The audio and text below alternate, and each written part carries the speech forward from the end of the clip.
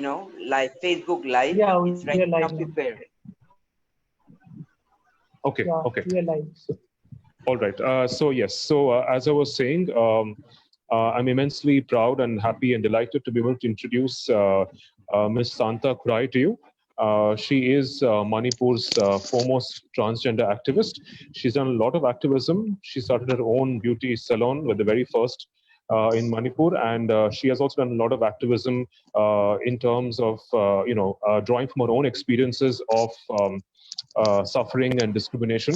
She has come a long way from the time when she started off as someone who was actually questioning her own gender identity. And so it gives me great delight to invite her to speak with us. Ms. Khurai, thank you for joining us today. And we're very happy that we can have you here today. And we would love to, we all look forward to actually listening to your journey. So over to you.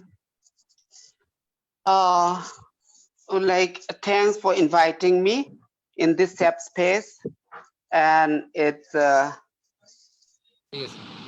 yeah. So I'm just trying to fix my device first. Sure. Yeah, thanks for inviting me, Milin and Tim. And this is a very good opportunity to meet new friends where I could share a bit about my journey, my gender identity, and how I have been trying to navigate and convince the society to live in the way what I wanted to and what I would like to be. So, my journey begins at a very early age. In the beginning, I was very confused about my gender identity, and then I studied in a boys' school.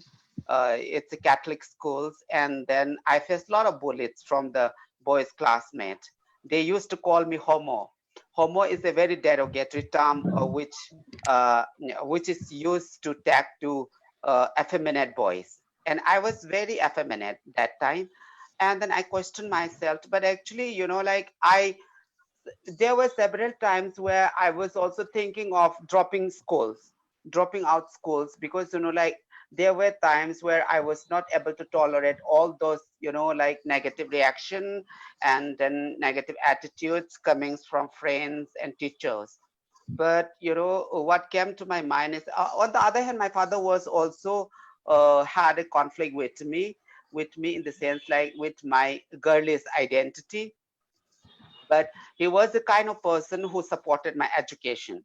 He just kept aside my gender identity, but actually he reinforced me to continue my education. And that's the most beautiful part of my father. But the relationship with my father and I had was terrible, because it was even at the time of his death also, I did not call him Baba, because I was very hard towards my father because of his cruelty towards my what to say towards my female identity.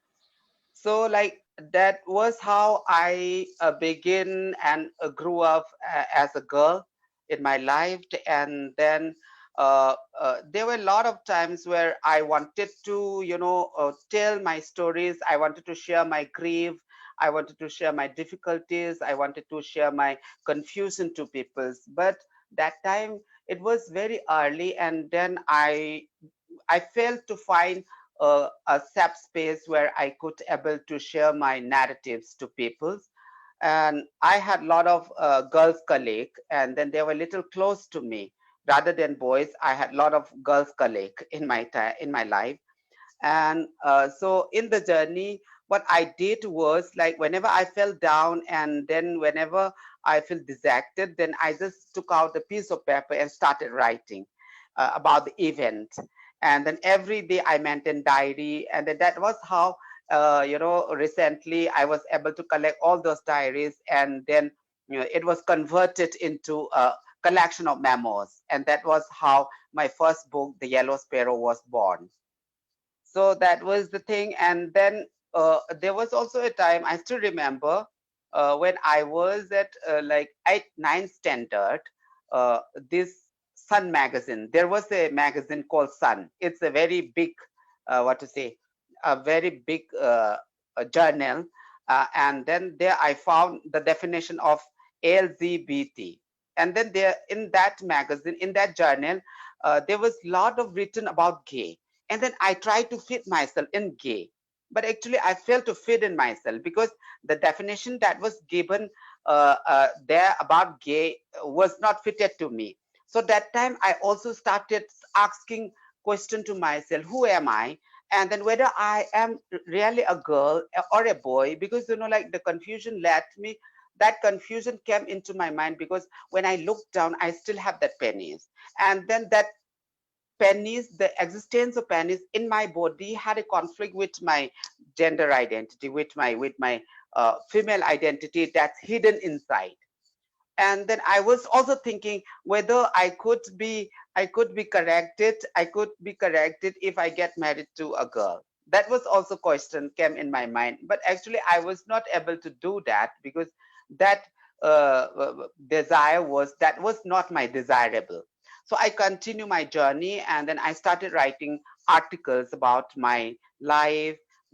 Like the first article which I wrote is "Life is Like on Hell," and then that was published in a local newspaper, my first hand account in local newspaper.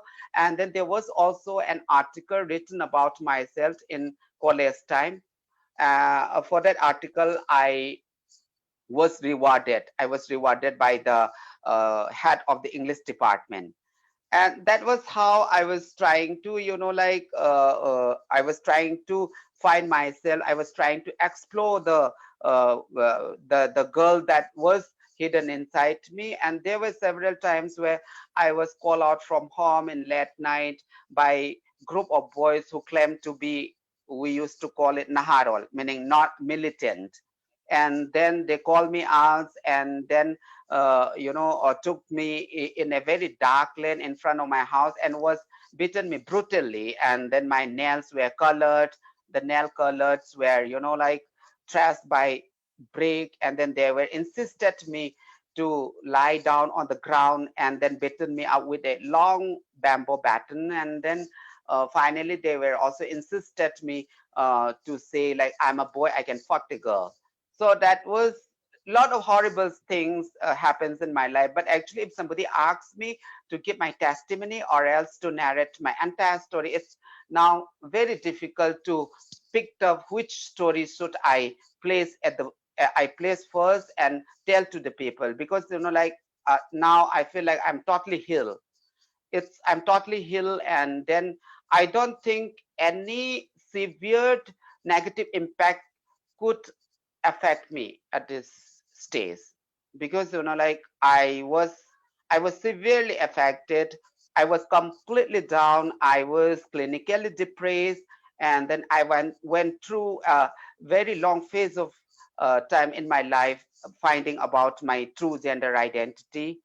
So that was how my life began.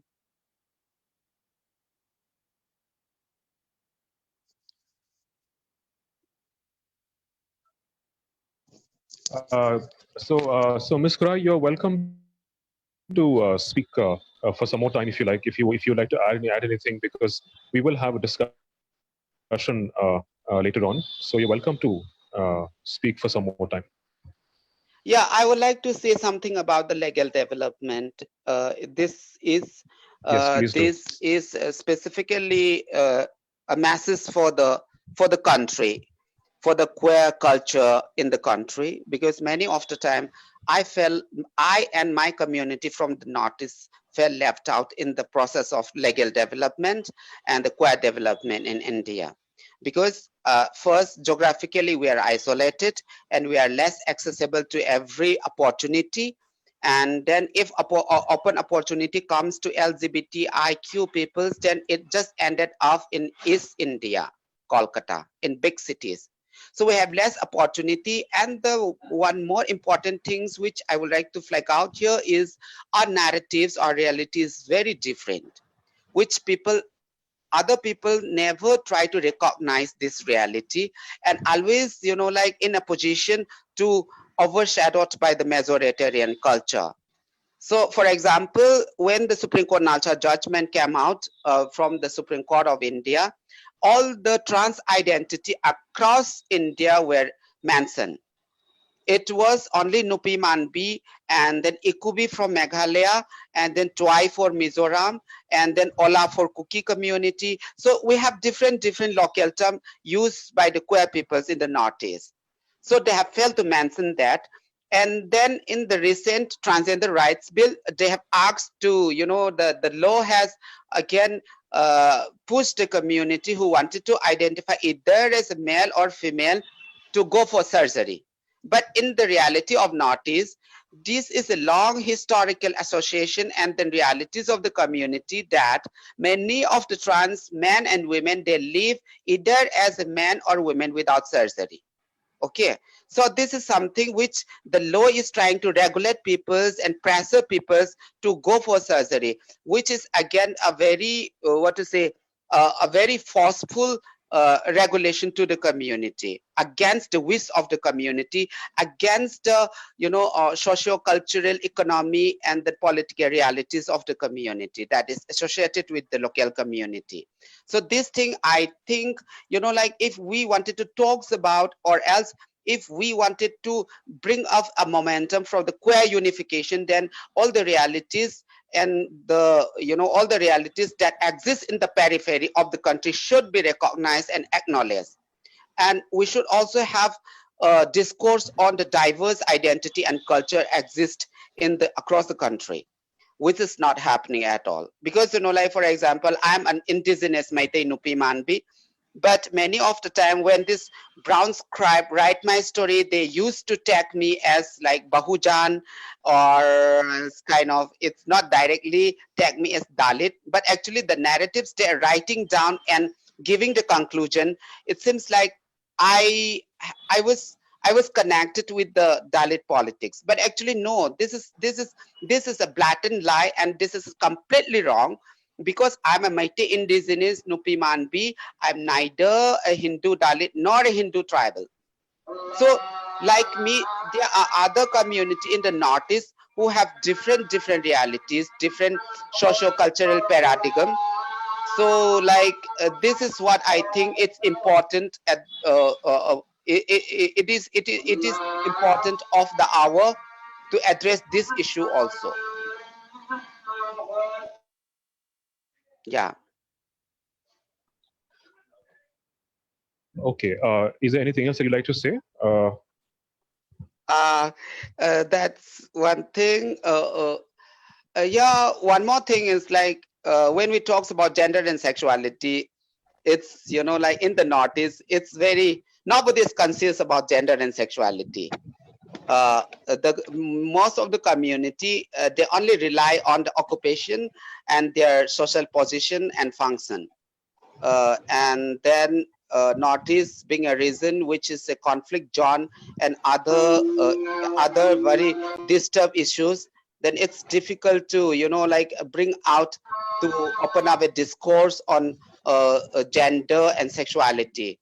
So what affect the entire reason, because of the lack of this discourse, is like people often have affected to their mental health. The community has severely affected their mental health because of the rejection, because of the negligence from the family, from the society. And it doesn't mean that the community are facing a higher degree of discrimination and what a prejudice, but at the same time, as an individual who are beyond the binary gender and sexuality, they also have to have a certain liberty, have to have a certain space where they could articulate their liberty. So this is one thing which is a very big, a very big gap in the Northeast region. And then when talking about the community mobilization, it's very less in the Northeast. And like when we talk about Mizoram, then there is the community are still living in the closet. Large number of community because of certain reason. One main reason is the It is a Christian dominated region, and the church leader are not willing to accept queer peoples in their belief system. And when we talks about Nagaland, it is only Dimapur where the community are able to come down from far district like Makokching and then live there because they cannot tolerate the social modern that they have faced to their native place. And even same thing Arunachal Pradesh. And about Assam, it's little different because it's very close to maybe this is the reason. I cannot say this is totally correct, but actually the community in the northeast, they follow this Hijra culture. I don't know whether they follow this Gharana system or Nirvan, but they do have the follow the system of having a guru and then follow Sela, sort of things. So this is the difference. And if we wanted to have if we wanted to able to stand in the same arena with the international queer community, then we need greater representation, and the community also need to connect very closely so that there could be a very strong network where community can empowered through that network. And then we can also encourage community to write their own stories. We can educate community how to create their website, how to create online portal, so that we don't need to engage with other mainstream media. We can this is one way to look deeply, because if we wanted to tell our narratives, if we wanted to empower the community, then community need to tell their own stories. Because I have seen many times, I have experienced when other cisgender peoples write my stories, when the report comes out, it get diluted, which I feel very bad about it, because our stories is not that of writing movie stories where there will be a lot of fictions, there is a lot of imagination. Our story is something a very deep rooted realities that another gender, another people with different gender will find difficult to understand and touch the reality. So this is what I would like to say here. And then one more thing, this is a news to all the audience today. The first book Okwe anthology, which is titled as The World That Belongs to Us, was published by Harper and Collins. And then from the Northeast, I was the only person who contributed 2 poems in that anthology. So if anybody wanted to order it online, then you can go to Amazon, typing the name of the book, then you can access it. So this is the way how I have been trying to tell our narratives, our realities, and then our indigeneity to the national and the international community using different medium. Because like I also make movie. My first movie was The Unheard Voice. It was a documentary movie which was based on the trans-Samani culture in Manipur. And the second movie is Nawa. Nawa meaning the innocent phase of a child life. So the story is based on a 13 years old trans boy who was able to, was able to go to school with the uniform he wanted to wear. So these are the things which we really need to emphasize on, apart from apart from uh, activism, apart from the big movement. These small things can also give a very positive outcome in the long run. Because until and unless we are not telling our stories to the larger forum, to the larger audience, then our representation will be declining. And then people will take the advantages, and people will take our identity, our realities, and will try to assimilate in the majoritarian culture. This is my belief. And then this is how we can bring up and then build the beauty of diversity among the human society.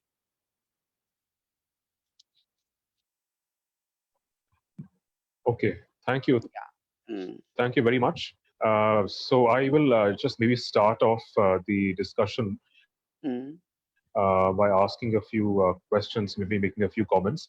And as we go along, there'll be some more questions from the participants, which I will either they will ask you, or I might just let you know what the questions are. So thank you very much for that very impassioned and very stimulating talk that you gave us. You gave us a lot to think about. And I'm not very good at immediately picking off something that somebody has said and asking the brightest or the most intelligent questions. So I take a little bit of time, but I would just like to say from what you have said so far, because I come from the south, from Bangalore, and I'm actually more familiar with the transgender culture there. And I was just thinking of some of the kind of connections that we could make, or maybe even some of the ways in which sometimes the lives of transgender people across the country can be so different at the same time. You know, that it's not mm, as though the entire transgender community is always united or sees eye to eye on certain mm, issues. So, and I think you also mentioning this whole idea of, hijra culture, and I've also been reading up on a lot of these, recently published translations of interviews with trans women, especially also A. Revati's autobiography, and her life as hijra, and mm, and also the kind of controversies around identifying as hijra or not identifying as hijra, right? And what hijra means to some people, and why some people may not want to identify as hijra, right?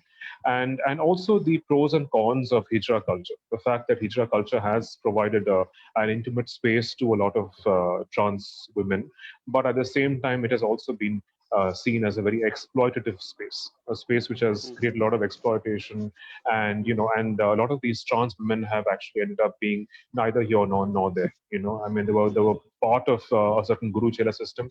Then they left mm, it. Then they went back home. They tried to survive through begging or through sex work.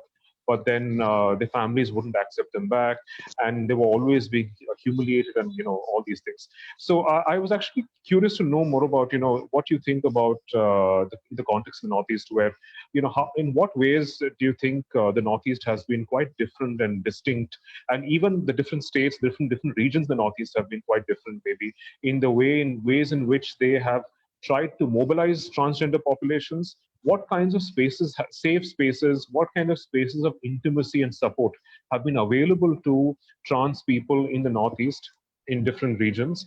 And what would you say are maybe some of the differences, the different experiences of trans women as opposed to trans men? It's a very broad question, but maybe if you can give us a sense of how the Northeast and the different regions of the Northeast have been actually quite different. yeah, actually, like in the Northeast, I'll start from my own state, from Manipur. In Manipur, like we don't have this gharana system. First, we live with our family, and then the trans people, they have their own independent earning, and there are people who work in different occupation. So most of the trans men, they work either in sports or as a security guard, and for trans women, they work in beauty parlor. So people demand it. When people demand it, so the question of discrimination is still a big interrogation mark, because like if a person has this ability to earn money and support the family and contribute at least a very what to say some kind of a good contribution given to the society, then society uh, started treating them as a part and parcel of the society. Okay, so this is what is happening in Manipur. But when somebody asks me about social acceptance, I can't say anything. There is also bully, there is also discrimination, there is still social violence in Manipur towards the trans people. There is family rejection. But it seems like it's not a very acute discrimination. People used to bully them. People used to, like people used to, what to say, discriminate them in a in a friendly way. It means like it's very difficult for me to politically articulate and present the scenario. The discrimination is there, and then the rejection is there, but at the same time they also consider trans people as a part and parcel of the society which cannot be segregated from the mainstream society. So this is how the community are living in our society. Okay. And the second thing is uh, about Meghalaya, they have this, the community are not that much open, and then the degree of social discrimination faced by the community when compared with Manipur, the degree is much higher there, because they have faced attack from police, they have faced attack from family, they have faced attack in the public spaces also, even in marketplace. So, and then for Manipur, we also have a legal support, because in the Manipur State Legal Services Authority, they have given free legal aid to the transgender peoples. But in Meghalaya, there is no legal support, and then there is also no support from the church leader. So all this combines together, and then what makes what happens to the community because of this is community are not able to come out openly and then can assert for their rights. So, and then in Arunachal is again a different scenario. In Arunachal, people in live in the way what they wanted to. They have not uh, they don't have this political aspect. They don't have this a deeper sense of uh, having the importance of uh, gender identity claim in the society, in the government. So they just live in the way what they wanted to, and nobody talks a lot about them. So there is very few reports coming from Arunachal Pradesh, where trans person was beaten up. So it's very few. But from Meghalaya, the reports of beaten up, the reports of bullet, it's much higher. Uh, so these are the, and then in Nagaland, uh, if you go to the Kohima, then the scenario is very different. You will find that it's a separate country, and Dimapur is a separate country. If you landed in Kohima, then you can't even talk about the queer peoples. But as soon as you reach Dimapur, then you'll find a lot of queer peoples there, lot of transgender people, gay people, and then they used to gather together. They also have small collectives, same like in Meghalaya also they have a collectives called Simpaliang, and then Nagaland they are called as Goodwill Welfare Trust. So these are the thing, and then these are the space where the community comes together and having a kind of a meeting sometimes, and then they were talking about their future plan and then making plans. And I have been facilitating to hold meetings and then developing their agenda, and then how to advocate with the state for the implementation of Supreme Court Nalsa judgment. So this is how we are connected. We are connected through this small work. So rather than this, we don't have a much larger space or a larger group where community can, strongly speak about their rights and then speak about their uh, identity and sexuality.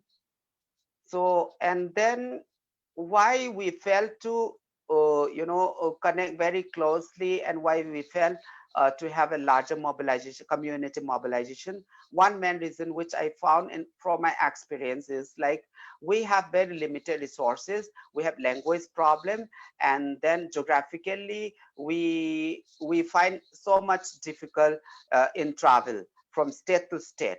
So these are the main reason, and then the community are not well empowered, So this is the reason why they are not able to get funds from the outside the countries, and then the donors are also highly competitive, and the community at these days are not in a position or else in an ability to write their own proposal based on their ground realities. So these are the things which I found from my working experience, and it's very difficult. We have a long way to go. Thank you very much. Could you, I mean, so I think you began, I think somewhere at some point in your lecture, you were talking about the law and about the law also has to be rectified, modified, especially Mm, the NASA judgment and also in terms of, mm, the transgender bill.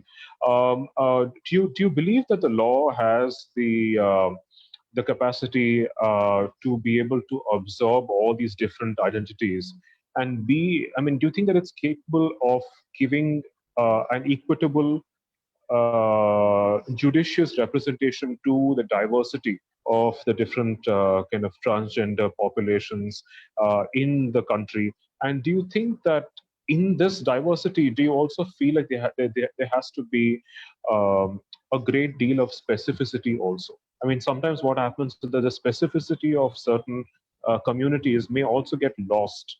I mean, the experiences, their specific and particular experiences might get lost in the attempt to try and encapsulate everything and to take everything into the fold, the law.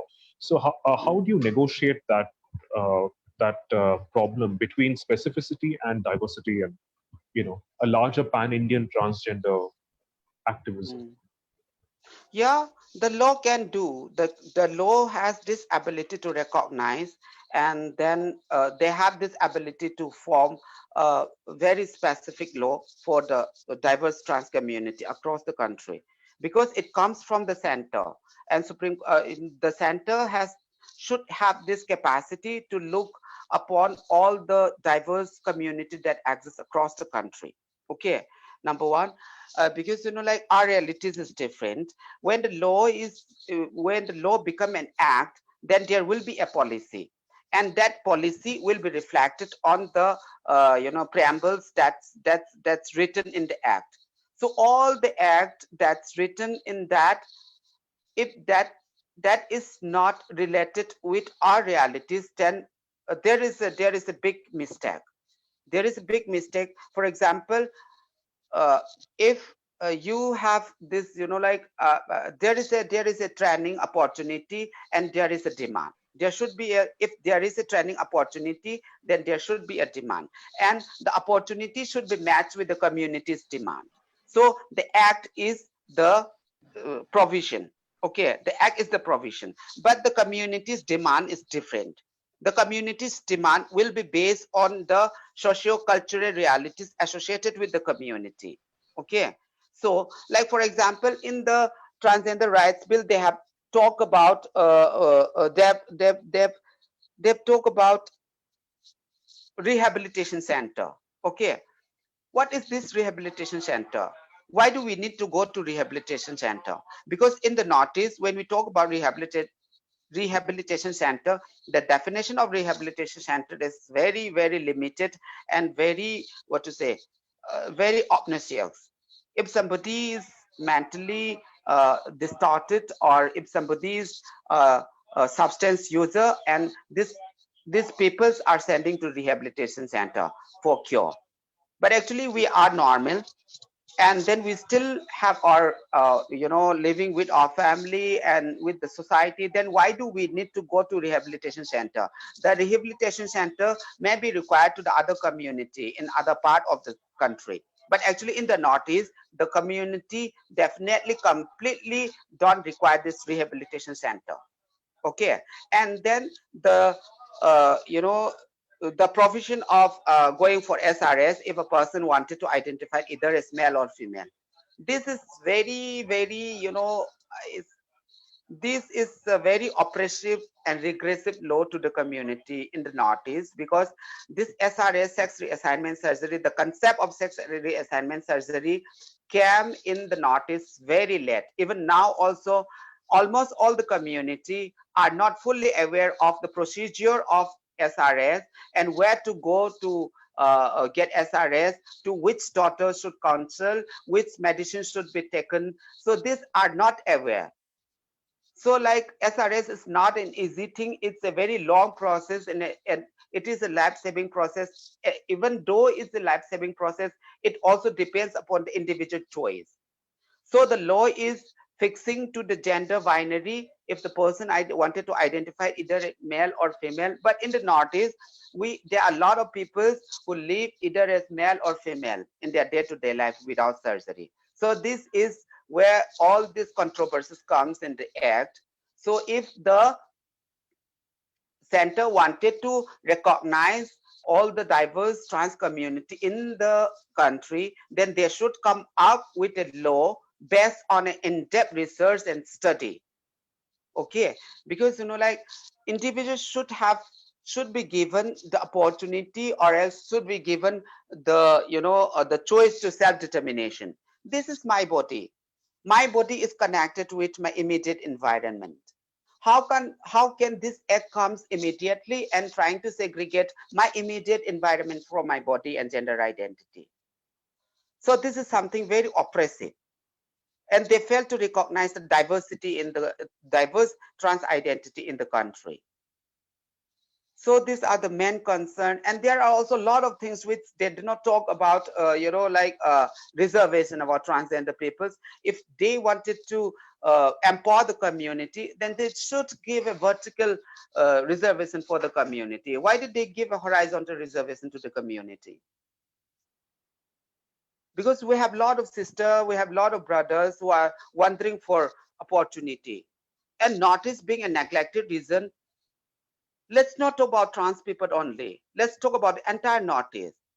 We have loss of security for so many reasons, and our security has been hauled by these people and then playing with it. So how about the peoples in the periphery like me, who have no space in our own society, who have no space in the mainland society? Then where do we go? So the center has to think deeply before coming up with a law. They should undergo for a very in-depth research. Otherwise, there is no need of introducing a new law or an act. That will be problematic. And apart from this problem, for the community in the Northeast, they will find very very difficult to accommodate in their tiny world with this new coming regulation, because they cannot feel comfortable, and they cannot find themselves fit in the law, because the law comes with policy. So these are the things. So the transgender rights bill has a very uh, uh, a flaw parts a lot, and then it's very limited, and the question of surgery should be deleted from this act, because individuals should be given their choice to identify in the way what they wanted to, because SRS, the concept of SRS is very Western. It's a Western construct. The center need to, yeah. Thank you. Thank you so much. I just have one more question, which is that you've also been involved with the cosmetics and the beauty industry. So I was actually also wondering whether you think that that is a space also where transgender, especially trans women, have been able to assert themselves. I mean, has it become a space for some kind of mobilization, some kind of an expression of self-affirmation, new ideas and notions of beauty, beauty pageants, so I was just wondering. Yes, for Manipur, it's a space. It's a very safe space for the community. It is a space where communities started, liberating for their rights. It's a space where community have started sharing their stories and then collecting stories. It's a space where they could, like able to perform their freedom of dressing. So, like if a person in the concept of Manipur, if a transgender person is working in a beauty parlor, so it's a work which require physical proximity with female. So the female customer should be given as much as possible comfortability to with the beautician. Okay, so that is also one concept that was born from beauty parlor. And then the second thing is people demand it.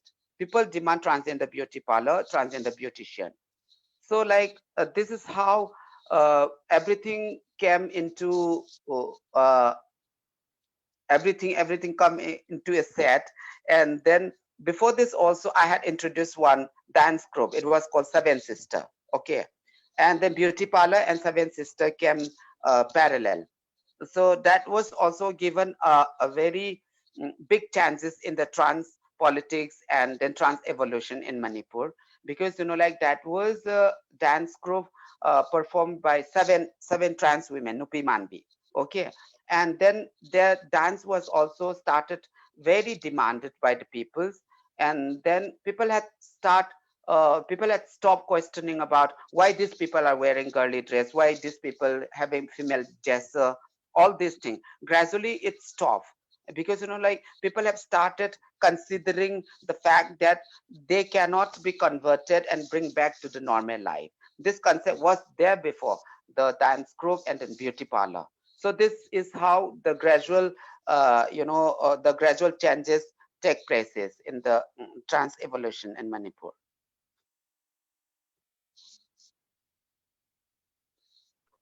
There is one question from one of the participants.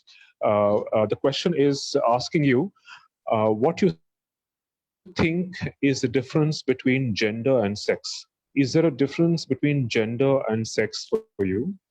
And maybe I can just add on in terms of, like, what would you say, what would you think about, let's say, men, cis men who cross dress, cis men who don't necessarily or may not identify as trans, but there are moments in their life when they feel like there's a certain feminine side to them, in terms of the clothes they wear, the makeup they wear. There may be other times when, they don't dress up. So what would you say to those? I think the main question is, what do you see a distinction between sex and gender, and if so, what is it? Yeah, it's very different. It's totally different. Gender is a very independent identity, and sex is your genital part that defines you, who you are, your anatomy. Okay, so sex is something. If you have a penis, you are a man, and then if you have a vagina, then you are a female, you are a woman.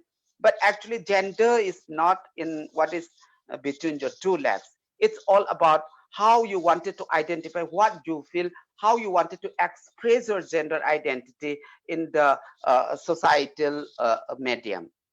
So gender is a social role, and then individual inner identity which uh, the person wanted to express themselves in the way what they wanted to. So sex is something which is related with your genital organ.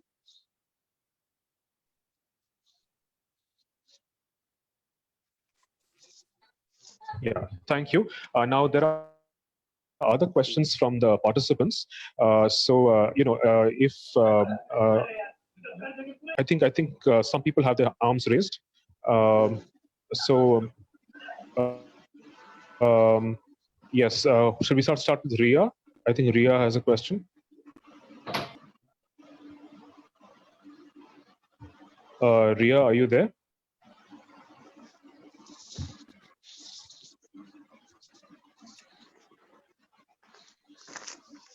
Um, any questions that other people might have? I have a Purabi question. Hazarika, do you have a question? I think you're okay. Yes, who is this? This is Millen. Oh yeah, Millen. yes, Hi, please. Yeah. Millen. Yeah. Hi. Yes, yes, please. So my question is for Santa. Like, you do many things. So you run a salon, you write, you are activist. So I just want to know your day-to-day life. What is your day-to-day life look like?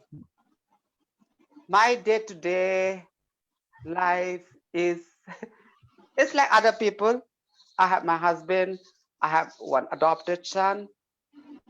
So it's like that only, because like yeah, it's like this. I will go to office, and then uh, now now I have established a very strong connection with the peoples around me. So far I don't have received any negative attitude or remark from the peoples around me. So it's like that. Where do you have time for all this writing and poetry, and you travel around also quite a lot, due to the activism? It's very hectic, Berlin. Writing is now I don't write much. All those writings were all writing, okay. Because like it was, I have started writing poems when from 11th standard, and then the memoirs I've started writing it from my 10th standard.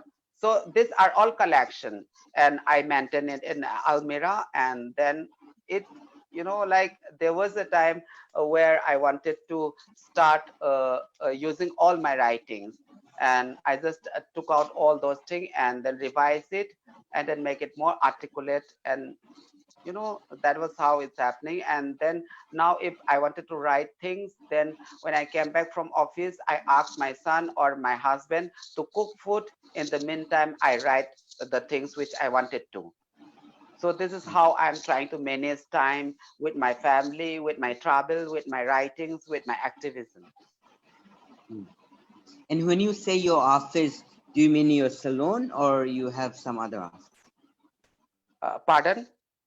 When you say your office, and is it your NGO office or you have your salon? I have NGO. I am the secretary of a state level apex body called All Manipur Nupi Manbi Association. And then apart from this, I work as a consultant under one national level organization called SATI, Solidarity and Action Against HIV Infection in India. So I work there, and this is my office space where I go every day. And when do you run your salon? Or you have other No, people working? now I don't run salon now. I don't Okay. run. I had shut down my salon since 2010. Okay. So what kind of like here, the trans community has gharana and all that. So what kind of but in Manipur you have a strong community, and you have the only you also have a community for trans men. So Yes. what kind of community is there? Like, how often do you meet? What do you have for this? How, where do you meet, like specifically trans women, and also for For the men? yeah, for trans men, for trans women, they we used to meet in beauty parlor. Okay, but actually it differs. It differs from time to time. If there is something like community event or else a festival, then we used to gather in that festival place, or else in my office where community will be coming, and then they will be participated in the program. So this is how we used to meet. But for everyday life, if we wanted to meet our friends, then we will either go to the parlor of that person or else to her house. And for the trans men, what they do is like they have this gathering in, like organizing like lunch or picnic. So this is how they used to connect and like gather.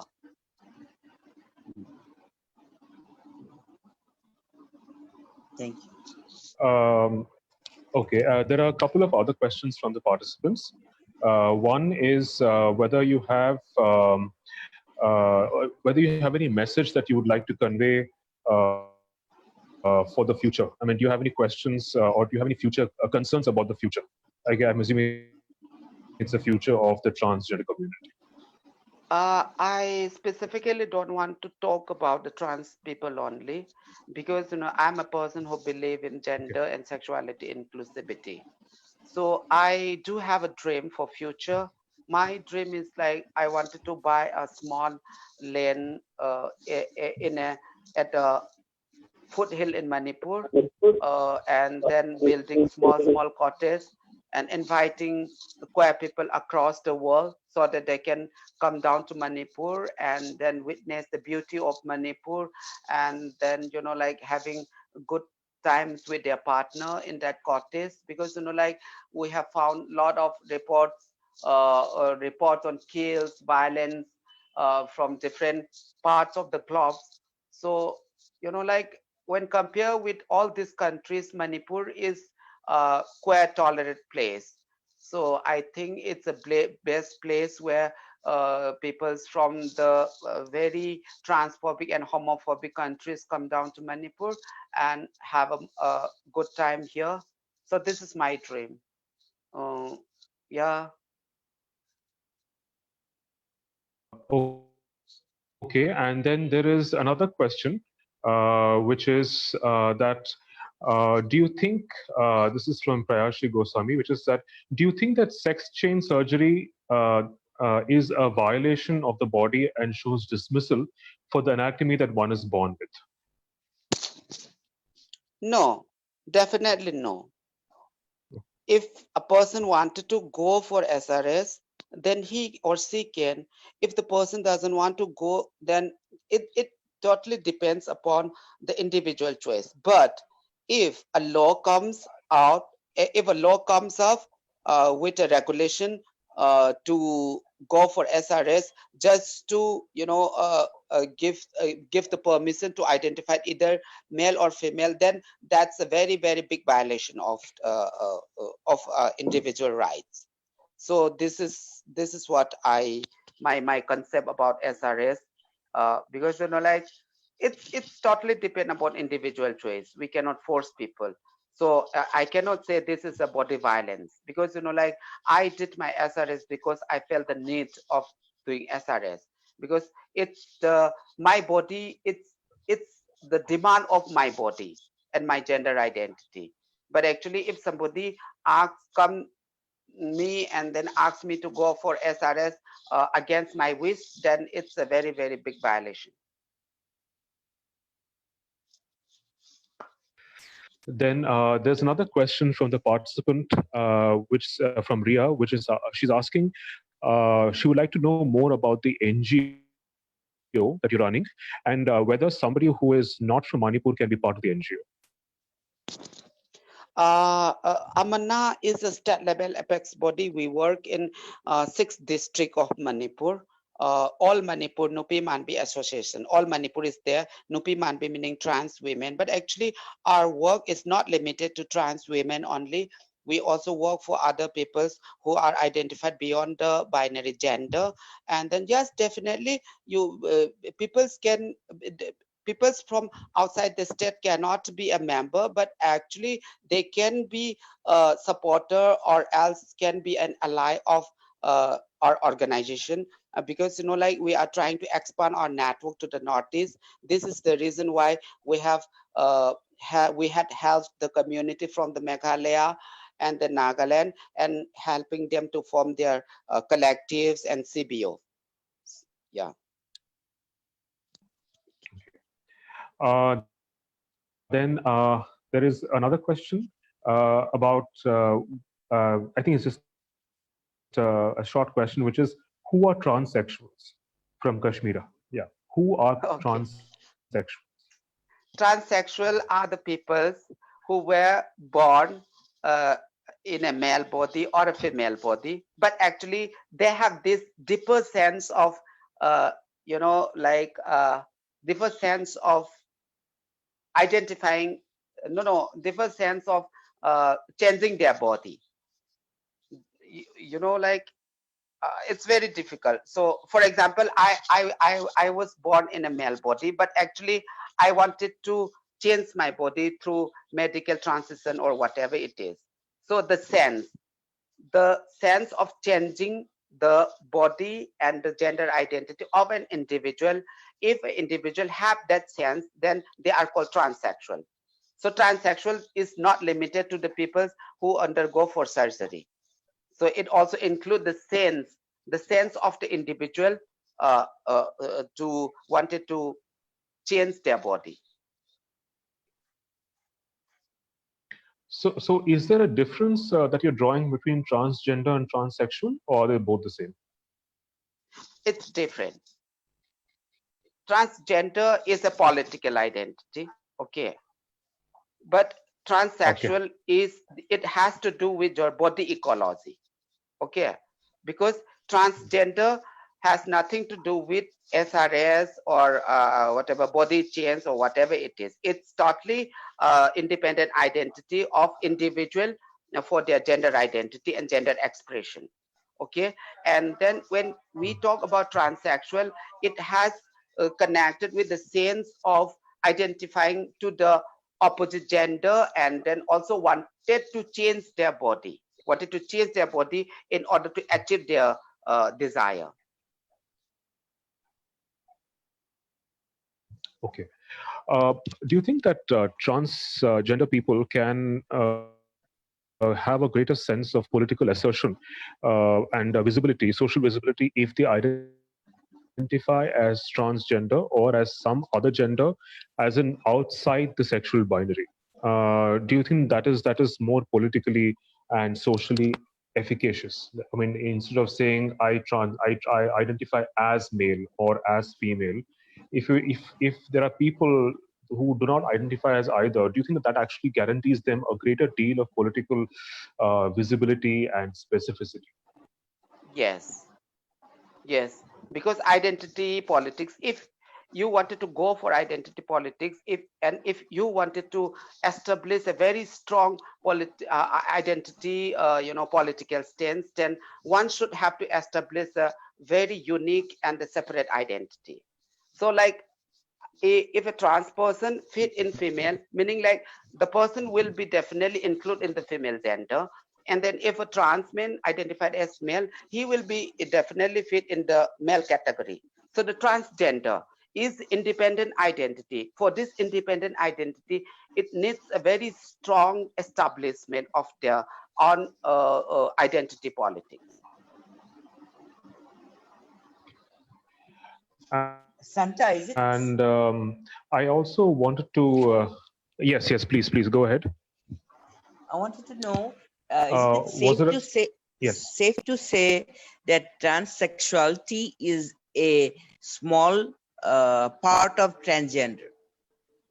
Not all gender are transsexual, but transsexual must be part of transgender. Can you say that? Yeah, Part of, yeah, yeah, not yeah, yeah, not yeah, that. yeah, yeah. Okay. Yes, yes, Uh, that's also right. my other question is, since Manipur seems to be more leading in the Mm, transgender and transsexuality and stuff like that, mm. how would Manipur could influence Assam? Because the amount of power the trans women have there, I feel it has definitely more than what we see in Assam. You are doing Milin, it in. Milin, it's very sad. I mean, like, it's not sad, but actually, a leader, the leader of the state should have a very broad, uh, should be a very broad-minded person, and the person uh, uh, should have the ability to recognize the ignorance of the trans people, and then the leader should have this ability, the ability to, to bring up the peoples uh, who are who are ignorant, and then who are less represented, because like it all depends upon the leader, uh, because like it's all about how much you can sacrifice your life for your community, okay. It's not that I do this for my own sake. it is for the community, because like my past life I had sacrificed to my community only. This is the reason why I'm able to bring out community writer, I'm able to bring out community doctors, I'm able to bring out community advocates, because like I don't want to hold the position throughout my entire life, because I also need more people to delegate my work. It's not my work, it's the work for the community. So it depends upon the like upon individual. And for Assam, there were peoples, there are still peoples from Hizra community, a lot of peoples, they constantly calls me and asking for help. So here, Assam being not my state, I cannot say more about Assam. But actually, if Assam leader wanted to, unify trans community, then they should, try to empower the other people at the grassroots level. Otherwise, like this will be like a one-man army, and then at the end of the day, it will be the benefit for a lone person only. Thank you. We would like to connect with a There is person another question. from the Yeah. transgender, your trans man community, from Islam. We would definitely like to, connect with them. So I reached out to you. I have friends. I have friends. I have friends, trans men friends from Assam. My connection with Assam community is very, very long, all these years long, because I've invited trans men in Manipur, and they were participated in 2, 3 programs, and then we had a good time together. They visited my house.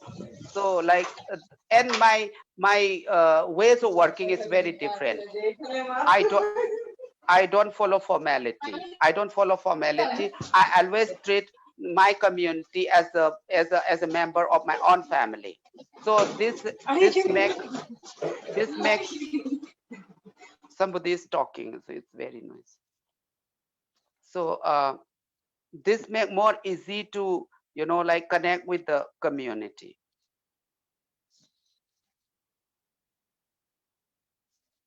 Hello. Thank you. Thank you. There are a couple of questions also again from the participants. One is from Vikash Kumar asking, is there a hierarchy among transgender people? Yes, there is. There is hierarchy, there is power, there is control, and the community internal conflict is much, much more dangerous than the conflict that's between cisgender and the community. This one I don't want it to make public, but actually the reality is there. There is a lot of hierarchy, power control, and the nepotism within the community. There's another question. Is there from Krati, I think Krati Gupta, is there any change in your life after the Nalsa judgment and act? Has your life become easier or more difficult, or life at large? Uh, I can't say about my life, but there are certain changes in the entire community. After the Supreme Court Nalcha judgment, Transgender Welfare Board was formed in Manipur, and then that was a tool which I had been using as an advocacy tools. The direction coming from the Supreme Court Nalcha judgment, I carried that and then used that when having conversation with the government officials, and then that was the Supreme Court Nacha judgment was the tools that allow me to advocate with the tourism department, and then they have given separate toilet for transgender in the big annual festival called Sangai Festival in Manipur. And then there are also things which small initiative were taken up by social welfare department, and even this quarantine center, separate center for a quarantine center for transgender, that was also an outcome of the advocacy that we have conducted using this NACHA judgment. Then there's another question by Mufizul, which is sexology a science? Pardon? Is sexology a science? Do you think sexology is a science? Yeah, this is a science. Sexology is a science because like it's very recent. Even the entire India, we borrowed knowledge. We borrowed knowledge. We have our own terms to do our own studies, to what to say, to produce our sexuality and gender identity in our own what to say, in our own terms. But actually, sexologies and then what to say, feminism, all this, I think this is a very borrowed concept and theory, which we have borrowed. But actually we do also have different narratives, different epics, which we can pick out from there and then connect with the contemporary gender and sexuality concept. For example, I'm talking about India. Then we can also pick up Kama Sutra, where this sexuality of human sexuality, diverse human sexuality is being reflected there. Okay, and then Konarak temple is there, and then there are a lot of things, like in Hindu mythology, the existence of non-binary peoples are already there. Okay, so this is one way how we could preserve and then we could promote our historical narratives, and then the historical realities that include the diverse gender and sexuality in different social domain, and then in different kings time period, eras, and everything. But actually, uh, now I feel like it's we all are drained brain because of this exotic culture, and yeah, theory. Okay. Then there's another question from Vidhi.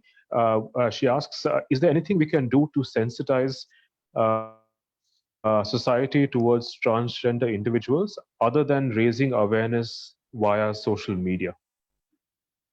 Yeah, there are ways. There are ways. First of all, uh, yeah, it's true that the beginning of discrimination for trans people is family. This is 100% true. But actually we also need to find out how to negate, and then how to create safe space with the society, with the member of the society, with the member of the family, because it will take time. And then there is also higher chances to like to lost many lives. But actually, for those people who wanted to bring a change, and then who wanted to bring an inclusive society, then we also need to retrieve our history, and then we also need to what to say, we need to retrieve the history through queer perspective. There are a lot of history in every history, and then in every all scriptures of every community. Then there in a, there should be a point where mention about gender and sexual diverse gender and sexuality peoples, because this is a part of the human origin and human evolution. But actually we fail to do this, because like we always, even when we talk about our mythology also, we believe that one is their god, one is goddess. We have failed to talk about the god that is beyond this male and female. So we need to retrieve all this theory, and then all scriptures through queer perspective. So we need a lot of things to do. First of all, retrieving our history from queer perspective is one way to like to let the common peoples to accommodate to diverse gender and sexuality people. Thank you. There I is a question. Yes, there's a question from Priyanshu, yeah, who asks whether you think our elders, I guess the early generation, do you think that they will accept the trans community? Pardon? Do you think that the older generation, our elders, do you think that they will accept the transgender community? Let's not talk about acceptance. I cannot say anything about acceptance, because like our parents had a lot of hope to their son. And if a son turns out as a girl, meaning that is the most painful sin of parent. and we cannot ask for acceptance. But one thing's what we can do for our comfortability and then for our content, to have a contented life, is to make our parents and all people, and trying to closely connect with these people, so that in our day-to-day life we will be trying to mingle with them, and in the conversation we will try to make them understand, telling our stories different bit, and then this little step will one day become a very marsh, conversation. And then they will also, they can't accept, but actually they will allow you to live in the way what you wanted to. So yeah. Yeah. I think Milan, you had a question. Yes, I wanted to actually go a little bit personal with Santa Khurai, and I wanted to know your journey. Like, I do not know whether you say this or not, but whether your parent accepted you, that when you came out, did you have to come twice? Did you come out as a gay man? Then did you come out again as a trans woman? And how did you meet your husband? And your personal journey. I came out as a very confused person. I kept my beard when I was like 19 years old, and I had a long beard. And then when I sat in front of the mirror, I felt very uncomfortable. Then set my beard, and then again, resumed to my earlier picture. But actually, my father was very cruel. One good thing is like my mother was very supportive to me. She was not support to my female identity, but as a child of her own, uh, you know, she just supported me. But my father, he was very cruel. But also he he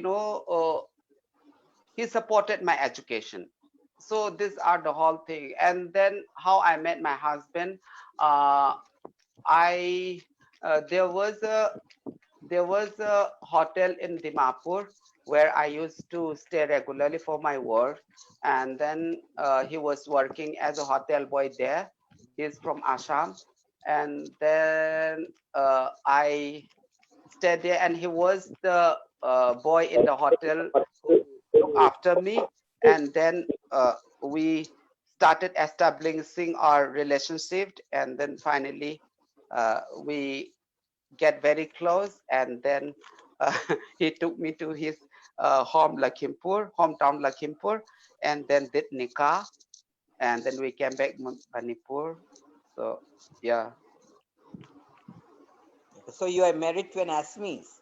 Yes. Okay. All right. And when did you adopt your child? And how old is your child?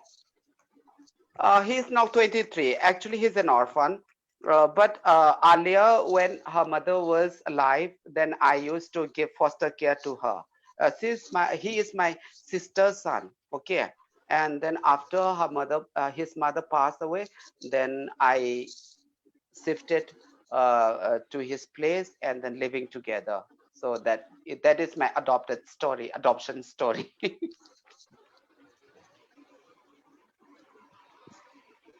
To the participants, if you have any other questions, then you may ask now.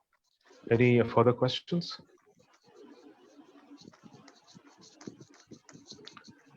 There is a webinar feedback link given in your chat box. So please do leave your comments there. Any other questions for the speaker?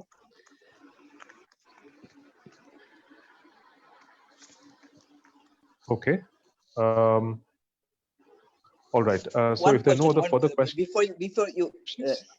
So I wanted to ask Santa Khurai, where could you see your movie, The Unheard Voice? Could you find it in if you do Google? How could you see the movie?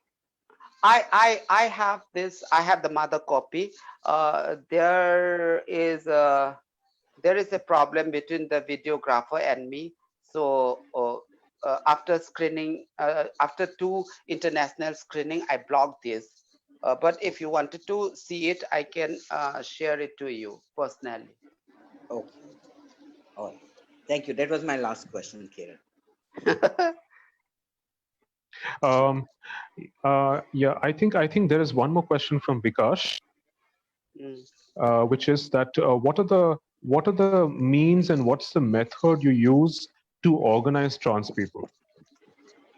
Uh, eh, in my journey, first what I did was we have a festival called Rausang, which is happening in March, in the month of March. Okay, and uh, there is a cultural dance that's conducted during this festival. It's called Thabal Chongpa. Okay, and it's for cisgender men and women. And then this is the only space where the daughters are given permission by their parents to join hand with men and then dance in evening. Okay, and it's very people are craving after this, and for long years people are waiting for this festival. So I took an opportunity, and in late 90s, I, along with few trans friends, we have introduced this similar dance, cultural dance for trans women. Okay, and then the first was conducted in there is a small ground in front of my house. Okay, and then the first Habal Zombo was conducted there, and then there were very few trans women. They were female attire, and that was the time where it was very difficult to find a person who was in full cross dressing. I was the only person who came out openly in a girly dress. Okay, so I started telling to all my friends, let's do Thabal Chongba. So like, let's see how people react on it, and then how people, like response to that. And then uh, uh, one of my relatives uncle was also ready to stand for election that time. And then his worker asked me, you have a lot of friends, so we wanted to do a vote campaigns for all your friends. I said, okay, yes. And then I asked to this uncle, in return, what would you give to me? And then my uncle asked me, what do you want? And then I said, I wanted to organize one Thabal Zomba for my friends. And then he said, okay, okay, I'll give you the lights, I'll give you the place. And then, it was very surprised. The first Thabal Zomba for transgender was conducted at my place. And then, oh my God, the people's throng there, it was like the entire people's came there. And then that was the first time where I realized that, oh, people demand us. Okay, and then that was also first step where people have started talking about Nupi Manpi Thabal Chongpa. And the second thing, the dance crow, Seven Sister, and then the beauty parlor. This is how, all these method cannot be used in different place. Community have different social realities, but I'm talking specifically about Manipur, because like in Manipur we also have a cultural play called Sumang Lila, where all the artists are performed by the male only, and then the female artists are the female role are also taken by male only. Okay, so this culture is there. And then we also have this trans saman, the tradition of saman, where male perform as a female saman. So we have this long historical connection, and it's very visible in the society. And then coming out a boy wearing a female attire, it's not a surprise for them. So it comes all everything everything is coming together, and then from piece to piece, all this compromise and then support comes, and then the central point of this evolution comes in the Nupi Manvi politics. Thank you very much. If there are no further questions from the participants, then I think we can close the session here. Thank you so much, Ms. Khurai, for your excellent talk. We learned a lot, and you have really beautifully, you've beautifully introduced us the nuances of of a lot of these differences between communities, between regions, and without talking about the Northeast as just one single zone. So we really appreciate that. We're very thankful to you for coming to us and sharing us all your personal life, also with such candor and such honesty. And we wish you the best, and we really hope that you keep going and you produce many more like you. So thank you very much. Thank you, Kiran. Thank you. Hey, thank you, Milin. Milin, you Thank you so there? much. Santa. Thank you, thank you. All the Yes, I am best. there. Thank you so much. Yes. Thank you. Hopefully we Bye can bye. work together. We will, we will. Milin, we will work together. Yes. Okay, okay. Yes. Thank you so much. Yeah, Thank you, I all can't stop participants. Thank this. you very Yeah, much. okay, okay. Okay, bye, bye. Thank you. Thank you.